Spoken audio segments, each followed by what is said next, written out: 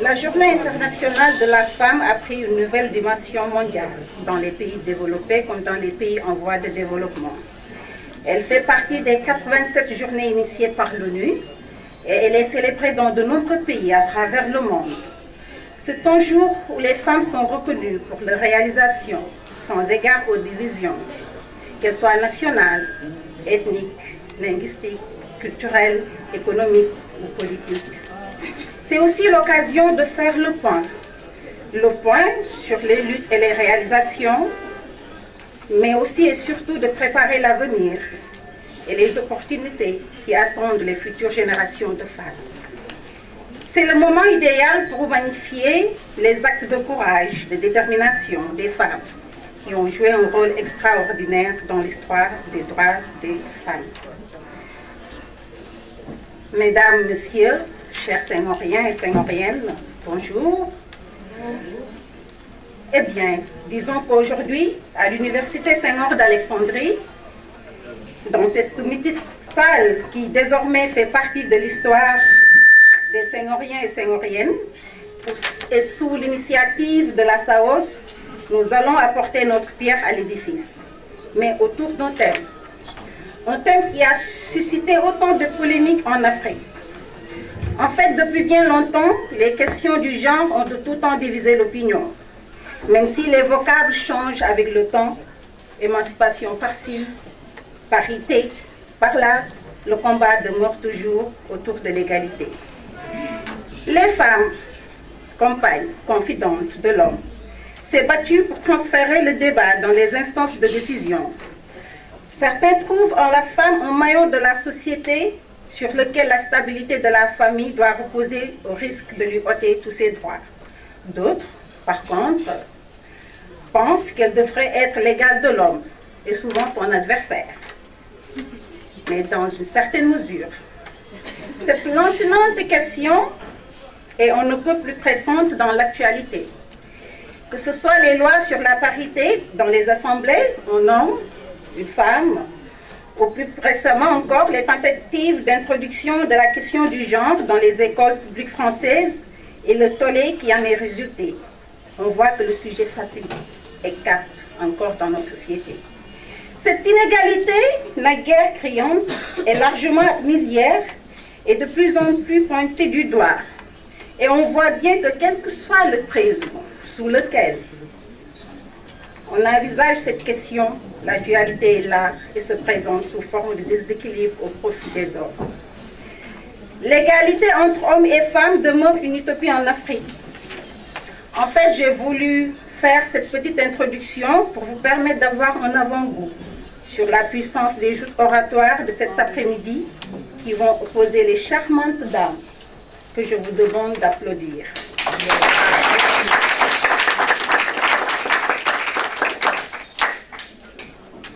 J'ai à ma gauche les membres du gouvernement, représentés par le Premier ministre d'abord, et celle-là, c'est la femme à la voix d'or. Elle a trouvé dans le journalisme l'espace d'expression qui sied à son esprit libre. Ah, là, c'est l'adjointe au Premier ministre. Celle-là, on ne la présente plus. Et vous en conviendrez avec moi, à coup sûr. Elle a contribué à la promotion de la parité lors d'un duel l'opposant à un homme téméraire.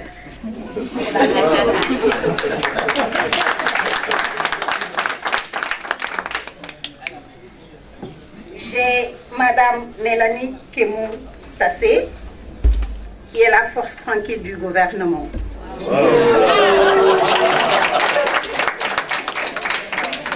Et enfin, celle-là, elle incarne l'ouverture et l'enracinement du président Paul Léopold Sédar Senghor.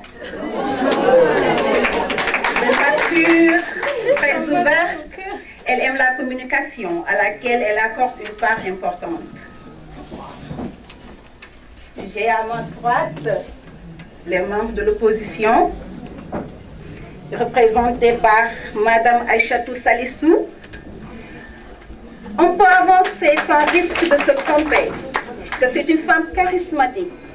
Son parcours professionnel est assez révélateur des aptitudes du personnage. Alors,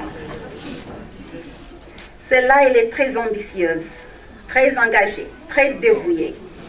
Et elle est rompue à la tâche qui est sienne. Je veux parler de Madame Marie-Madeleine Kouakou.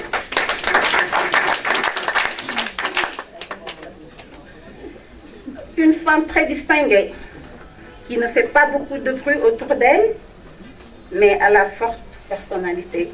Je veux citer Madame Victoire Condi.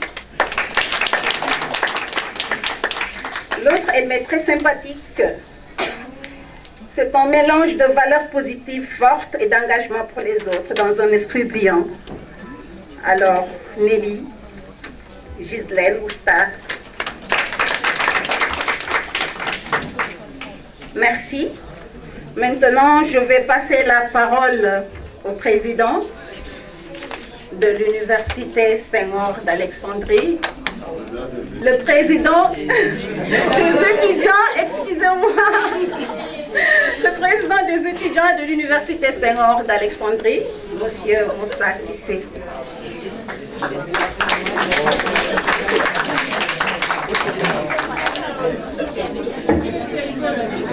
Merci bien, Madame Yacine Gom, pour cette belle introduction et présentation des membres du gouvernement et de l'opposition. Mais comme on parle d'égalité homme-femme, je ne sais pas si le Premier ministre a un féminin, oui ou non? Est-ce que le Premier ministre a un féminin? Non. Non. Bon, d'accord. L'égalité encore, il faut perdre. Vous avez du chemin encore. Très bien. Et je salue cette initiative pour célébrer la femme de façon générale ici à l'Université Senghor, à travers ce débat qui est organisé par la Société d'art oratoire de l'Université Senghor. Je tiens tout particulièrement à saluer l'initiative de Marius Bignou, pour lequel j'ai une grande estime pour son courage, son implication, son travail, et éventuellement dans la foulée, toute l'équipe qui travaille avec lui, parce qu'il n'est pas tout seul. Et le bureau n'a ménagé aucun effort pour accompagner ce processus dans le sens où ça nous réunit, ça nous solidifie, ça nous mène dans un seul sens qui est de garder l'esprit de la promotion, notamment à travers les femmes qui sont pour la première fois à plus de 30% dans une promotion à Senghor. Je crois que l'initiative est salutaire. Je vous remercie de saluer les membres de la SAOS. Avant d'ouvrir ce débat par ce duel de femmes autour du thème l'égalité, est-ce qu'on peut me rappeler un peu le thème? Est une utopie en Afrique, demeure une utopie en Afrique. Je crois que le débat va être de taille, d'autant plus que de gauche à droite, je vois que tout le monde est sur son papier et en train de travailler. Et je ne suis pas sûr que ça va être une compétition, mais je veux que ça soit fait dans un esprit de fair play pour que les femmes ensemble se conduisent le processus qui va mener à l'égalité. Merci bien. Merci, Monsieur le Président. Alors, le jury est composé de Madame Stéphanie Noumeyi, la présidente, de Madame Yakra Gladys, première assistante, de Madame Karine Mossé, la deuxième assistante, et de Madame Adia Ouedrago, quatrième assistante.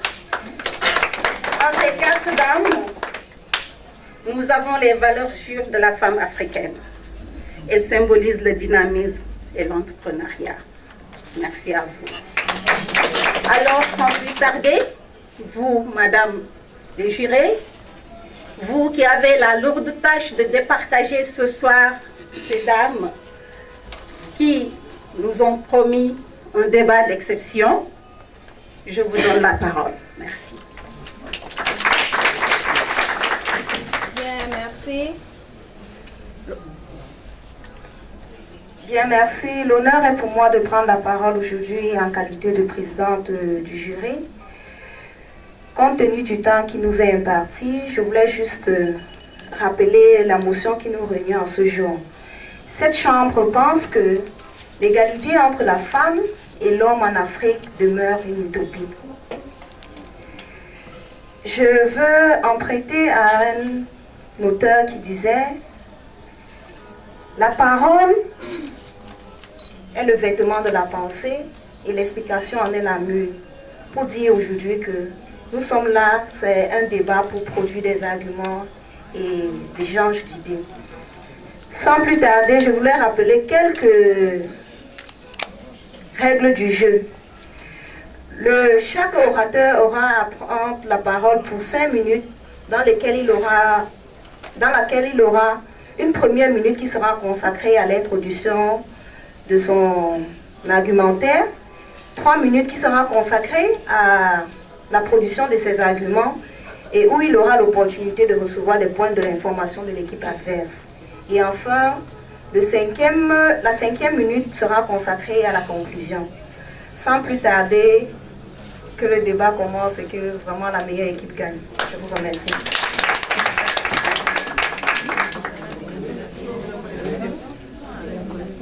Alors, merci. Je voudrais inviter ici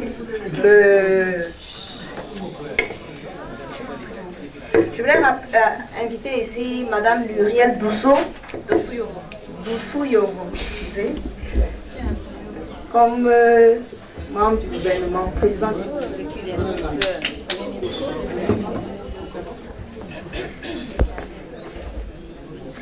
Mesdames les membres du jury, mesdames les membres du gouvernement, mesdames les membres du Parlement, chère Assemblée, bonjour. C'est pour moi un honneur de prendre la parole devant vous pour défendre la motion du présent débat. Vous ne m'entendez pas bien? Très bien. Je recule un peu peut-être? Ça va? C'est mieux? Parfait. Je disais donc que c'est pour moi un honneur de prendre la parole devant vous pour défendre la motion du présent débat qui stipule que l'égalité entre la femme et l'homme demeure une utopie en Afrique. Le gouvernement que je dirige pense et soutient fermement qu'aujourd'hui l'égalité entre l'homme et la femme n'est pas et ne peut être une réalité en l'état actuel des choses. Précisons à l'entame que nous ne sommes pas opposés à la promotion de la femme ni au respect de ses droits au même titre que les hommes, absolument pas. Nous disons cependant que cela reste un vœu, mais un vœu plutôt noble.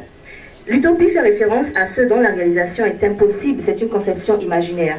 Et l'égalité sous-entend l'absence de toute discrimination entre les êtres humains sur le plan de leurs droits.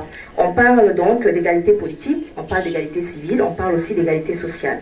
La Déclaration des droits de l'homme et du citoyen de 1789 énonce en son article 1er, je cite, « Les hommes naissent et demeurent libres et égaux en droit ».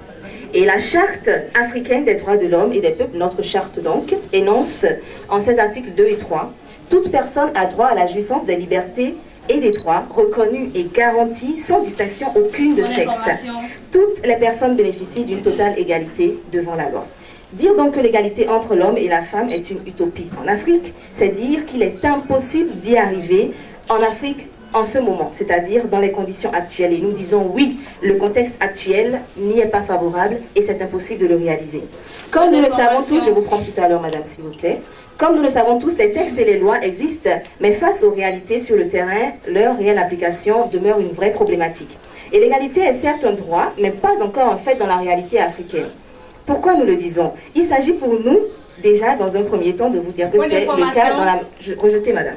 Dans la majorité des cas. Et il ne s'agit pas pour nous, je le dis une fois de plus, de dire que la femme est un sexe faible ou qu'elle est inférieure à l'homme. Non, pas du tout. Mais nous pensons qu'au vu de nos réalités socioculturelles, l'égalité n'est pas réelle. Avec des sociétés patriarcales, vous le savez, où psychologiquement, la femme est préparée à se considérer, à être considérée elle-même comme inférieure à l'homme, moins que l'homme, dans la société patriarcale, où la femme, au quotidien, on lui rappelle que sa place est derrière l'homme, après l'homme, ou tout simplement reléguée au second rang. Dans ces sociétés, ou même les religions, ou même dans nos religions, la femme occupe rarement le premier rôle. Avec ce contexte-là, dans ces réalités, ces sociétés-là qui caractérisent l'Afrique, comment pouvons-nous affirmer qu'il soit possible de réaliser l'égalité si les conditions demeurent telles? Je vous prends, madame. Quelle différence faites-vous? De quelle égalité parlez-vous lorsque vous dites que la femme et l'homme en Afrique ne sont pas égaux? Parce que je pense, vous avez cité la Déclaration des droits de l'homme qui dit qu'il y a égalité entre tous les hommes, grand H. Alors pourquoi dites-vous que l'homme et la femme ne sont pas égaux? Je vous donnerai copie de mon texte tout à l'heure, madame, parce que je n'ai pas bien suivi, puisque je l'ai bien expliqué au départ. Je dis que les textes sont une chose et que la réalité sur le terrain en est autre. Donc je vous donnerai une copie, vous le comprendrez tout à l'heure. Je continue en disant que l'approche qu'il aurait fallu mettre en avant pour réussir le défi de la promotion de la femme en Afrique est celle de la complémentarité. L'homme et la femme, en effet, se complètent. Et de cette complémentarité, nous pouvons aboutir à inculquer la notion d'égalité et à l'imposer de fait, et à l'imposer donc dans les faits, dans nos réalités.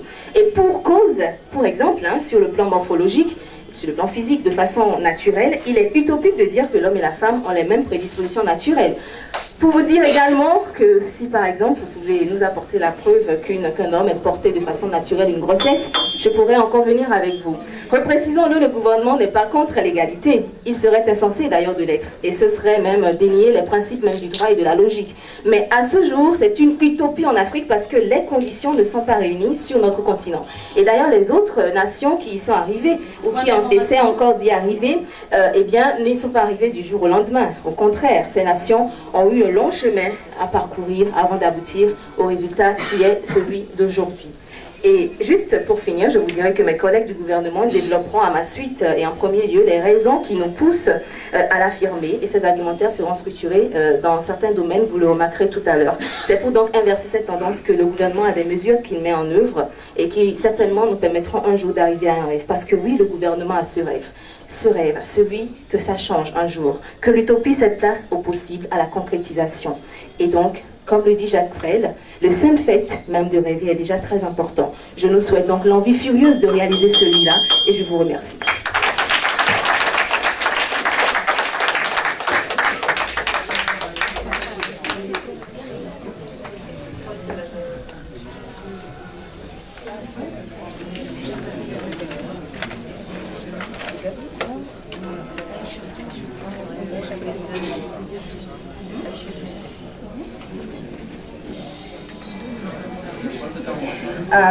On va remercier Madame le Premier ministre et appeler en même temps le leader de l'opposition, Madame Aïchatou, sous vos ovations s'il vous plaît.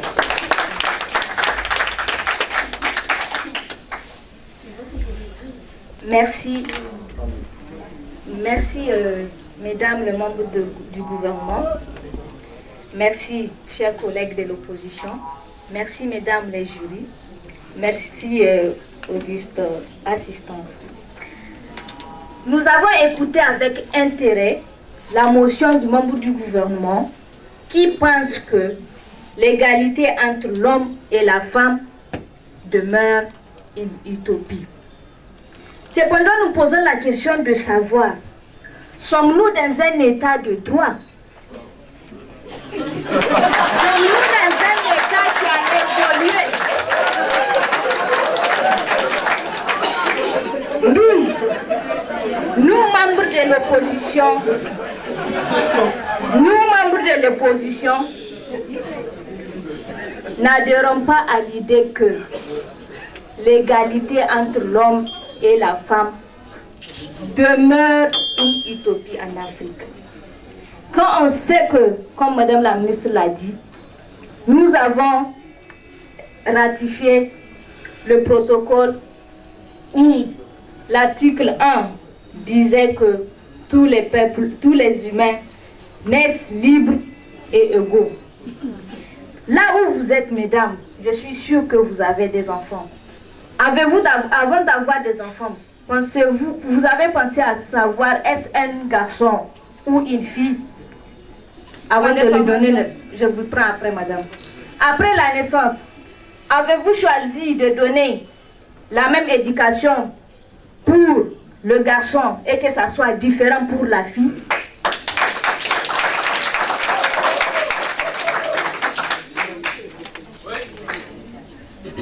Mais quand le gouvernement, lorsqu'il veut dire que l'égalité entre la femme et l'homme demeure une utopie, s'agit-il d'une égalité de droit ou d'une égalité de fait? Parce que, je vous prends après, madame, parce que s'agissant de l'égalité de droit, bon nombre de textes consacrent le même droit aux hommes et aux femmes. Qu'est-ce que vous, mesdames, les membres du gouvernement, avez-vous fait pour mettre ces lois en application que vous avez ratifiées. D'autre part, sur le plan de l'égalité de fait, bien qu'il s'agisse d'un combat de longue haleine, on consacre une évolution remarquable qu'il voit la participation d'un bon nombre de femmes. Donc vous-même, vous êtes l'exemple concret, Madame le ministre.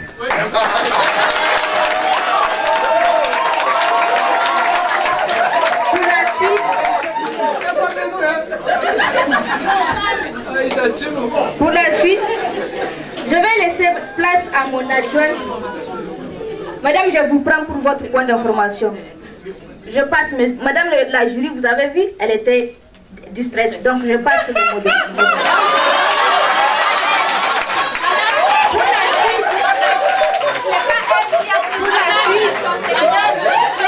Mesdames les jurys, elles sont en train de me perturber. Parlez-leur, Madame les jurys.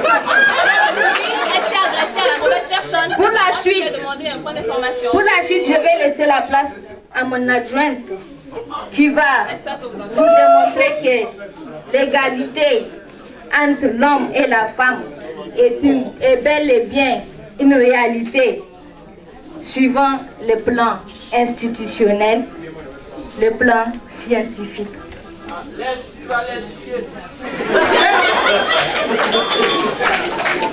Donc, je laisse la place. Donc, en conclusion, on peut dire que c'est bel et bien une réalité. Il s'agit d'un processus. Ils ont bien dit demeurer, ça veut dire que ça a commencé. Et c'est un combat de longue haleine dont nous, membres de l'opposition, nous allons continuer jusqu'à atteindre le point où les femmes...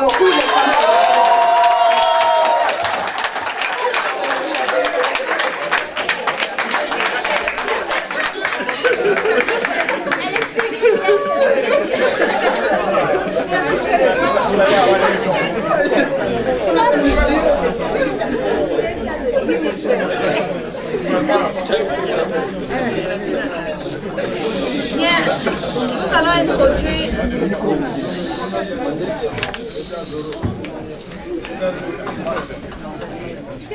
Maintenant, nous allons passer la parole à Madame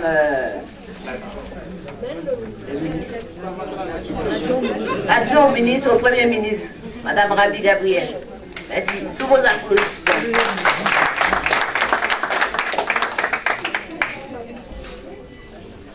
Mesdames les membres du jury, merci. Mesdames les membres du gouvernement, mesdames les membres de l'opposition. Madame le Premier ministre a dit tout à l'heure que tous les hommes sont égaux, mais certains sont plus égaux que les autres. Et c'est entièrement vrai, tout simplement parce que on est des êtres humains et non des plantes ou des animaux.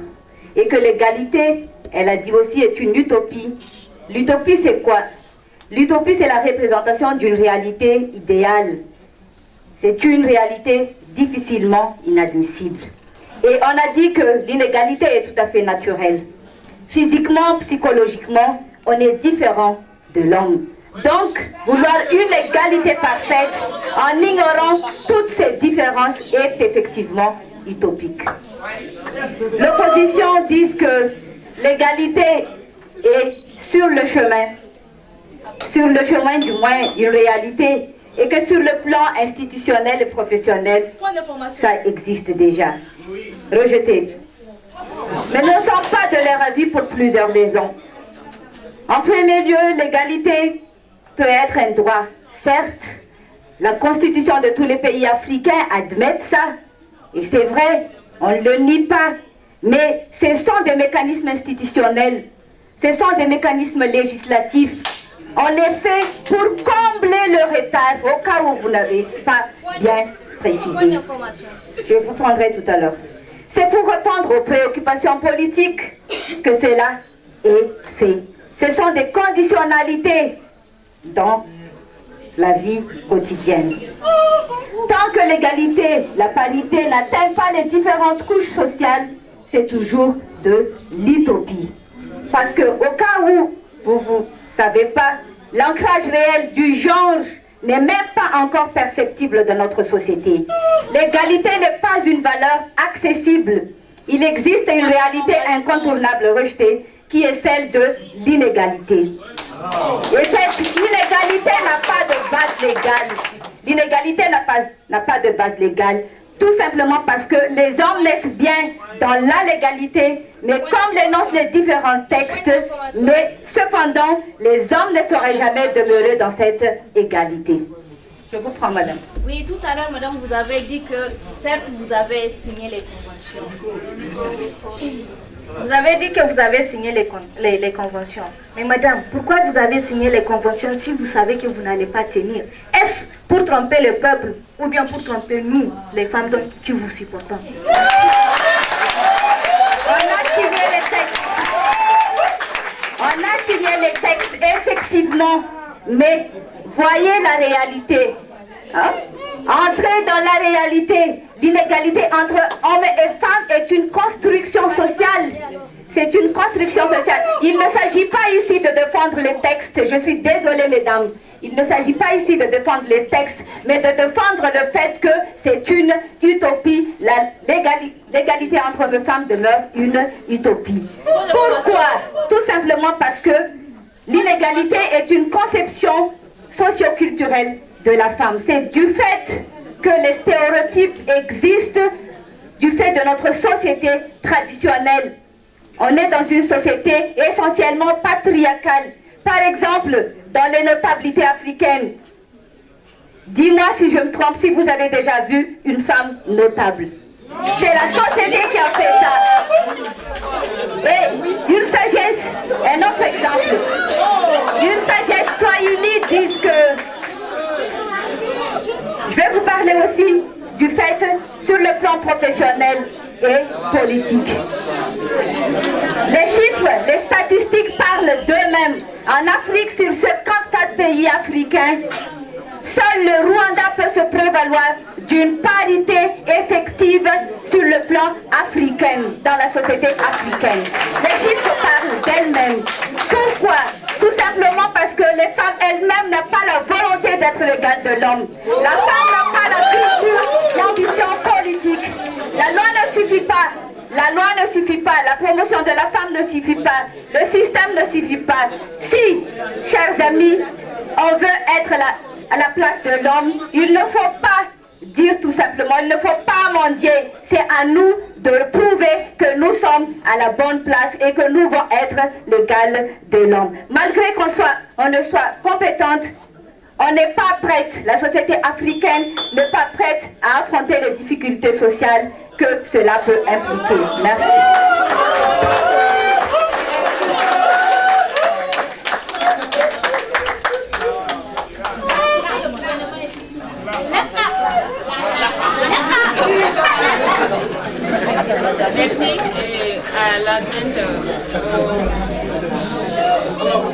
Merci à l'adjoint du gouvernement. Et nous allons appeler l'adjoint au leader de l'opposition, à savoir Malo, que je vous demande d'applaudir.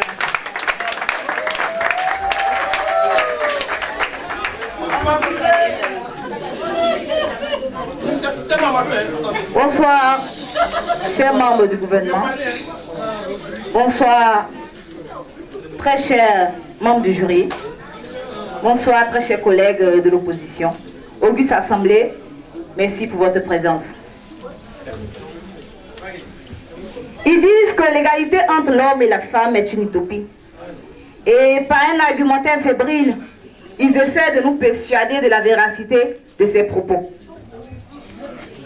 Mais nous, membres de l'opposition, nous sommes en désaccord total avec cette assertion.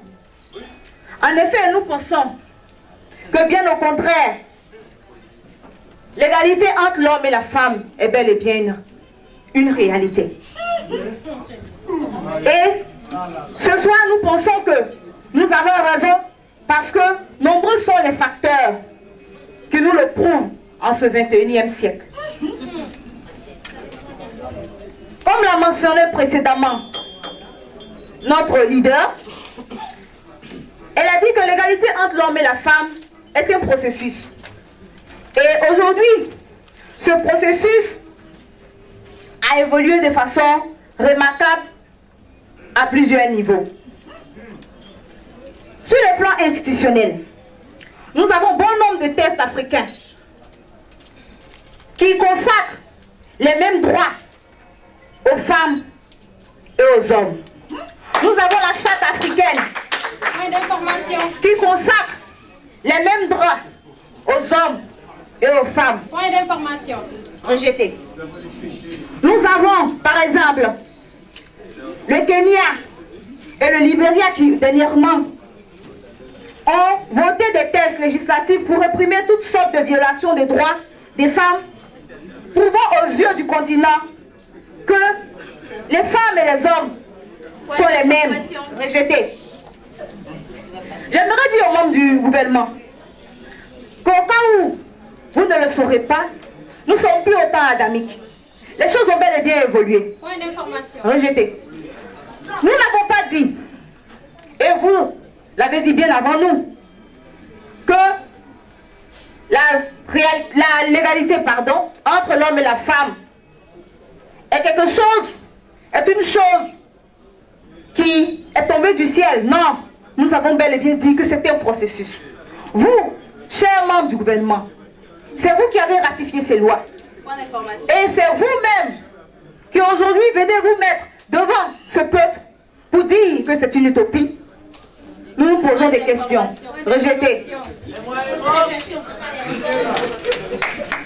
Sur le plan intellectuel, scientifique, c'est vrai que vous avez dit. Je vous prends, madame.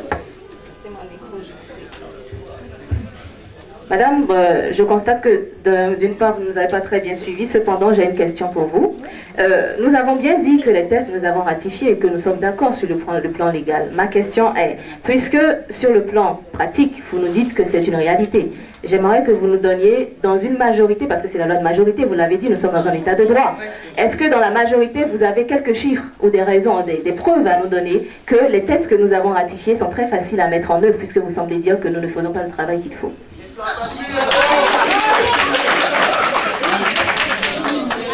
Les preuves que vous demandez, nous ne pensons pas que ce soit à nous de vous les donner. Mais vous comprenez, vous nous les donnez. Non, mais vous suivez mon argumentaire, vous verrez dans la suite que ce que je dis est bien fondé.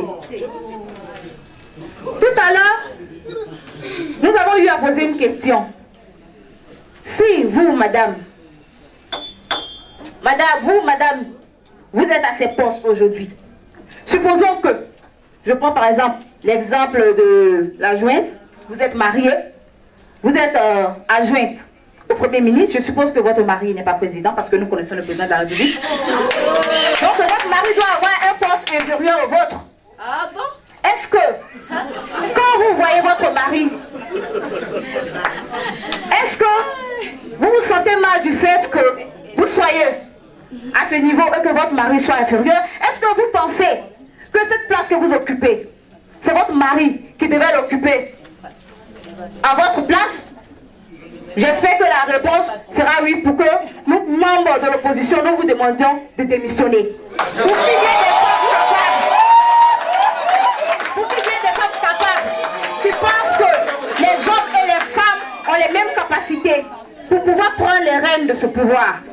Sur le plan scientifique, nombreux sont les membres, nombreux sont les scientologues qui disent que l'homme et la femme ont les mêmes compétences intellectuelles. Je vais laisser la parole à la suite et vous comprendrez plus clairement l'évolution de mon argumentaire. Merci.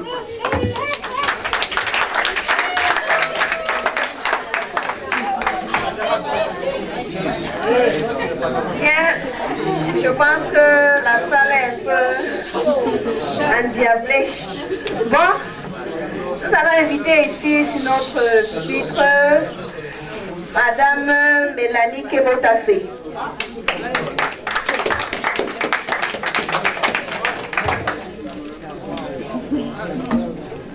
Honorables membres du jury, assemblée ici présente, chers membres de l'opposition, membres du gouvernement, je vous dis bonjour. L'opposition ici présente s'obstine à nous faire comprendre que l'égalité est réelle entre l'homme et la femme. Mais nous, membres du gouvernement, nous ne sommes pas d'accord de cet avis parce que nous remarquons dans la réalité que des disparités existent à l'endroit des femmes. Chers membres de l'opposition, Que dites-vous du fait que les femmes sont plus analphabètes que les hommes? Les données de l'UNESCO nous montrent que 41% des femmes sont analphabètes contre 20% d'hommes seulement. Et nous savons tous que dans les pays où il y a l'analphabétisme, les disparités, c'est à l'endroit des femmes. Ce sont les femmes qui sont marginalisées. Cependant, on remarque quand même qu'au niveau de l'enseignement supérieur, le nombre de femmes augmente.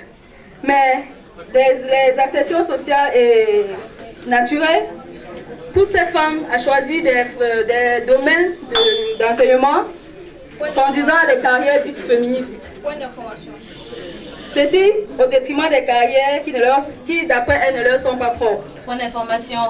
Je vous prends tout à l'heure, madame. Si on va maintenant dans le cadre professionnel ou dans le cadre des activités productrices de revenus, génératrices de revenus, nous voyons que la femme, elle est d'abord une femme reléguée au rang de femme de foyer, maîtresse de maison. Et elle est obligée de combiner son rôle de femme au foyer et sa vie professionnelle. Par conséquent, sa journée de travail et son organisation est automatiquement différente de celle des hommes. Quelle entreprise voudrait prendre des risques? Quelle entreprise voudrait travailler avec une personne qui ne peut pas couvrir ses heures de service? Du coup, la femme a des possibilités d'accès à l'emploi limité. Une rémunération inférieure à celle des hommes, à fonction et à diplôme égal. Je vous prends, madame. Merci. Vous dites l'égalité entre l'homme et la femme n'est pas réelle. Nous membres de l'opposition, je pense qu'ici, nous sommes réunis pour débattre de la motion « L'égalité entre l'homme et la femme demeure une utopie ». Mais pas est une utopie. Nous ne parlons pas d'égalité, nous parlons de quelque chose qui a commencé, qui est un processus. Voulez-vous dire aujourd'hui que la femme, vu le statut social qu'elle avait il y a 60 ans, a le même statut à nos jours? Parce que lorsqu'on parle d'utopie, il s'agit de quelque chose d'irréalisable. Je crois que votre Premier ministre a parlé de doux rêve. Est-ce qu'au jour d'aujourd'hui, nous pouvons dire que les femmes ne sont pas insérées, n'accèdent pas aux mêmes... Oui, membres de l'opposition, nous parlons ici d'une égalité irréaliste. Nous parlons, elle est utopique. C'est de ça que nous sommes en train de parler. Et je crois que dans mon argumentaire, je suis en train de développer les différents aspects. Écoutez-moi et vous allez voir. Cette égalité dont vous nous parlez, chers membres de l'opposition, elle a tendance à dissimuler toutes choses d'état égal par ailleurs, que les femmes occupent des positions moins favorisées. Elles sont reléguées volontiers à des postes à temps partiel. Conséquence, elles sont exclues du jeu du pouvoir et des perceptions et des perspectives de carrière. Nous ne voulons pas dire, chers membres de l'opposition, que les femmes ne se trouvent pas à tous les niveaux de l'espace professionnel. Mais nous voulons vous faire comprendre que ces chances d'accès et son taux de représentation est très moindre par rapport à celui des hommes. Chers membres de l'opposition, est-ce que vous savez que la pauvreté tend à se féminiser? Les données du PNUD sur le développement humain nous montrent que sur 1,3 milliard de personnes vivant en situation de pauvreté absolue, plus de 70% sont les femmes. Les femmes n'ont pas accès aux ressources ni aux facteurs de production. Elles n'ont pas accès au crédit et elles sont exclues du processus du crédit et des financements au développement.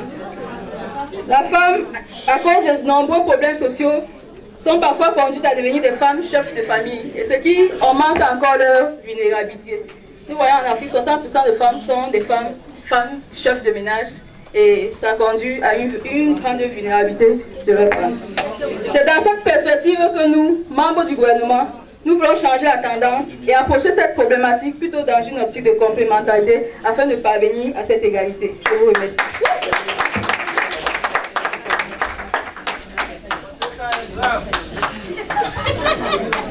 S'il vous plaît, on va demander au public d'oser un peu parce qu'on a du mal à entendre les argumentaires des unes et des autres. Maintenant, on va demander à Victoire Kondi, membre de l'opposition, de nous présenter ce qu'elle a dit. Merci.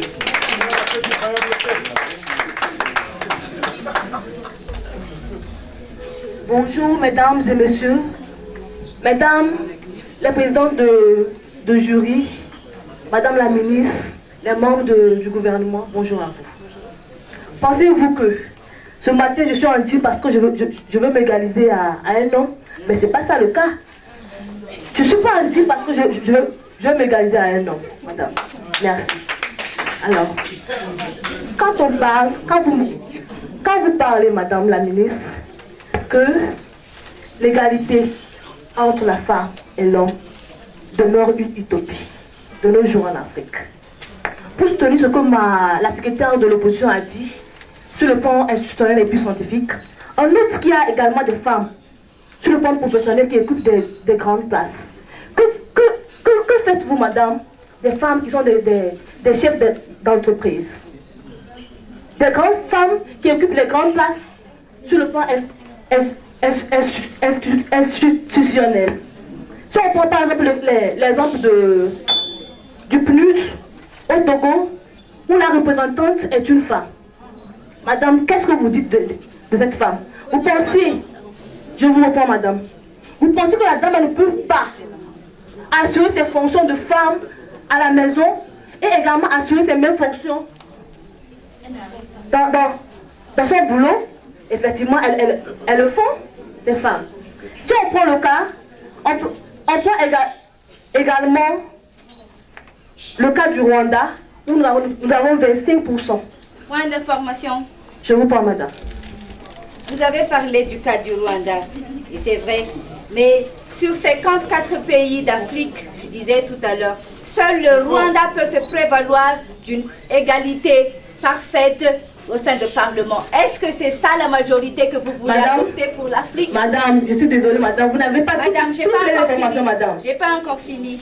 Vous parlez du point de vue professionnel. Mais je vous dis, madame, membre de l'opposition, que tant que les femmes ne sont pas conscientes que le combat pour leur émancipation doit être mené par elles-mêmes, il n'y aurait jamais d'égalité. Madame, les membres du jury, ce n'est pas une question parce que je pense qu'elle m'adresse alors. Merci. Alors, je continue sur mes arguments. On dit également, ce n'est pas seulement le Rwanda, au niveau du Rwanda, qu'on remarque des forts taux d'occupation de fonctions par les dames. On note également en Afrique du Sud où nous avons 44% de femmes qui occupent des grandes fonctions. Vous voyez, madame? Donc, on ne peut pas dire sur ces plans, on voit également que la femme peut occuper la place que l'homme occupe sur le plan professionnel, mais tout en gardant son esprit femme, madame, laissez-moi finir.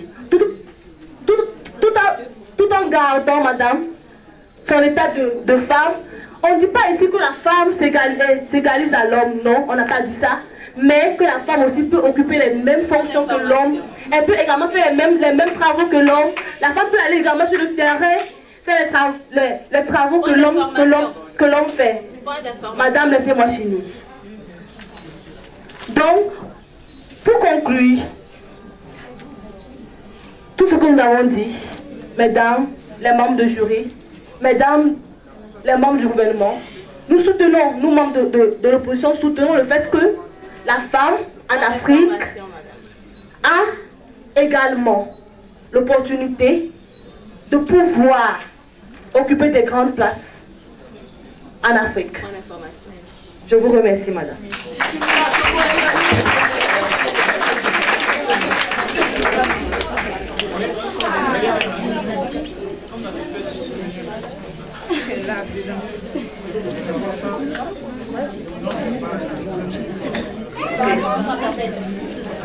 Maintenant, nous allons donner la parole à Madame Bitou pour nous présenter son argumentaire.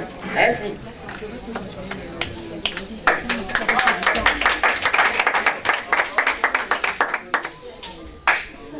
Honorables membres du jury, mesdames les membres du gouvernement, mesdames les membres de l'opposition, auguste assemblée, bonjour.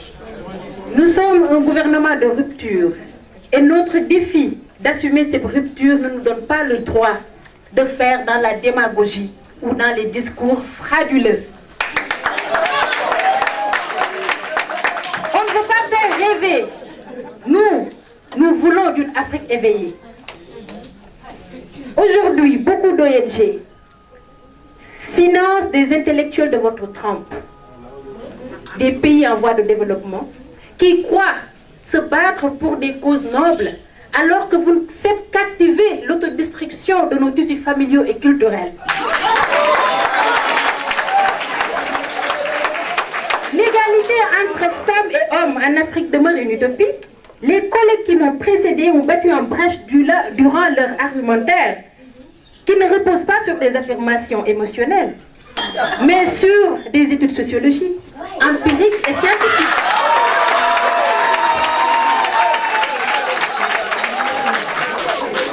Pour vous démontrer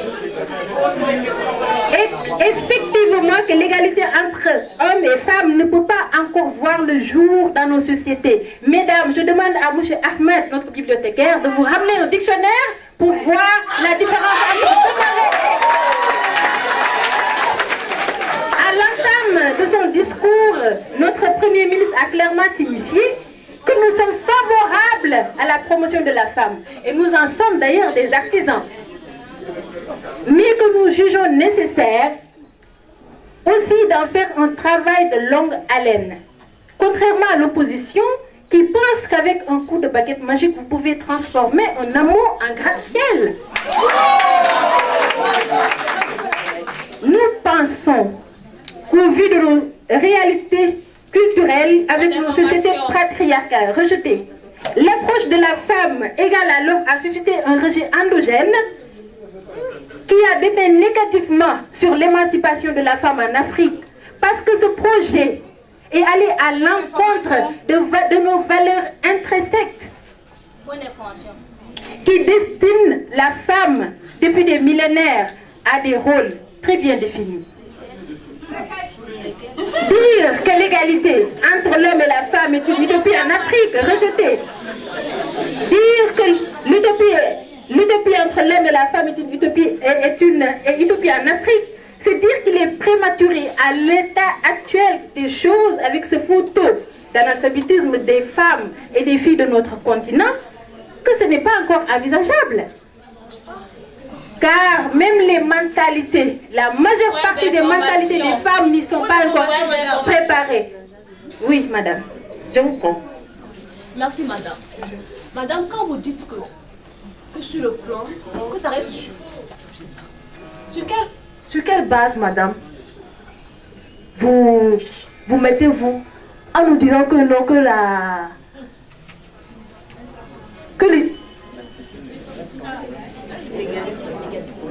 que l'égalité, madame, entre l'homme et la femme demeure une utopie, madame. Quand vous pensez que, madame, que tout ce que nous avons dit que c'est juste, qu'on se base sur des émotions, madame, je sais pas ce que, madame, vous venez nous dire. Donc, essayez de nous donner des trucs concrets qui nous montrent effectivement que non, qu'en Afrique, on est encore analphabétique et encore qu'on ne peut pas occuper les postes que les hommes occupent en Afrique. Merci.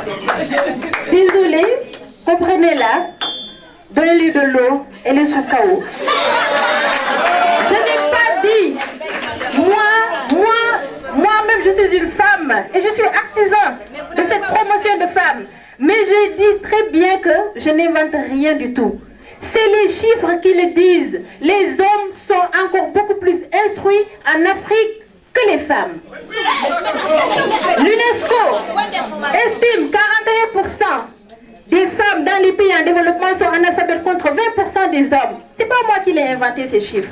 Alors, chers membres de l'opposition, égalité en quoi? Arrêtez l'émotion. Entre les théories idéalistes des chartes et des lois sur l'égalité hommes et femmes, la réalité les rattrape car c'est une patate chaude dans leurs mains, entre leurs mains. Sur le plan politique, la situation des femmes présente un paradoxe remarquable. C'est fini? Merci beaucoup. Ne confondez pas Angleterre à pomme de terre.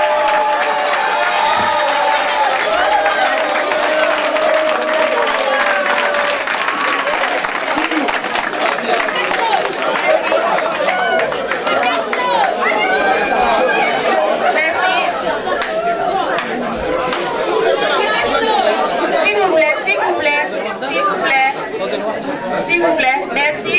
Nous allons terminer le débat. appelons Nelly, secrétaire de l'opposition, pour la parole. Merci.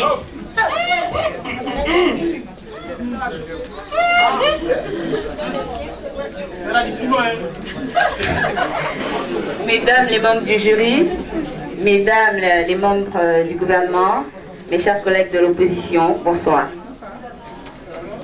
Nous avons vraiment participé à ce débat avec beaucoup d'intérêt et vraiment beaucoup de consternation. Parce que nous nous demandons bien si le gouvernement compte